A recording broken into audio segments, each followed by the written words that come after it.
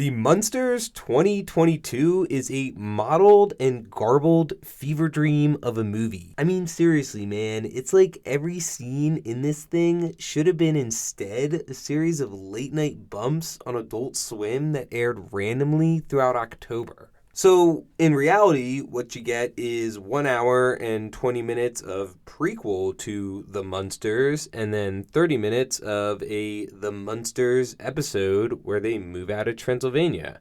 And honestly, after watching the whole thing, I still really don't know what the fuck happened in this movie, but I will do my best to give you the idea. So it starts off and Lily can't find a guy, and her dad, the Count, really wants her to find a guy. He's just really invested in her love life, I guess. And her brother Lester owes someone money. She's a witch, I think. And takes 25 minutes until Herman Munster even shows up because they're still literally putting him together. Jorge Garcia, though, is the best part of this movie. But then again, he is used to being the best part of absolute shit stories. So they finish making Herman, but as a result, his brain is like a stand-up comedian's, and he ends up becoming a punk rocker, even though he has a comedian's brain, but he tells jokes while he's playing his songs, or it's like a parody thing. I don't know. And Lily falls in love with him, and then the rest of the scenes are just things being indiscriminately yelled by the characters as they go from one wacky scenario to the next. This movie is very confusing. Things just sort of happen in it. Like, really, they talk about things happening instead of things actually happening.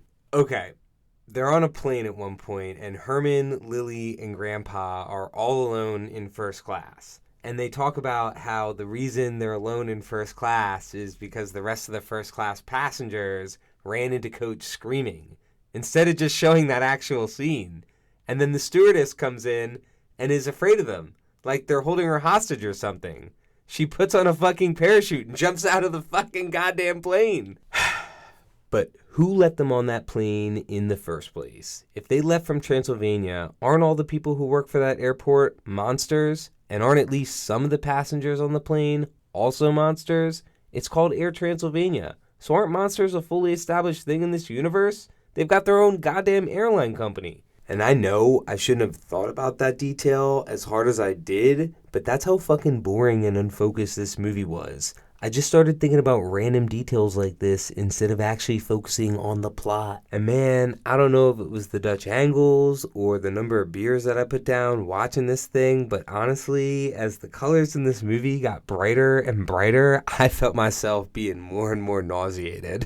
I've seen Rob Zombie live. The guy's a fucking legend. He opened up the concert by coming out on stilts. His shows are full of production, but I don't know, man. Maybe I'm just drunk at this point, or maybe putting on a badass concert and making The Munsters movie are two completely different monsters. I like the sets and the costumes, and it's nice to know that a bunch of creative people got paid for making this thing, but man, this movie sucks.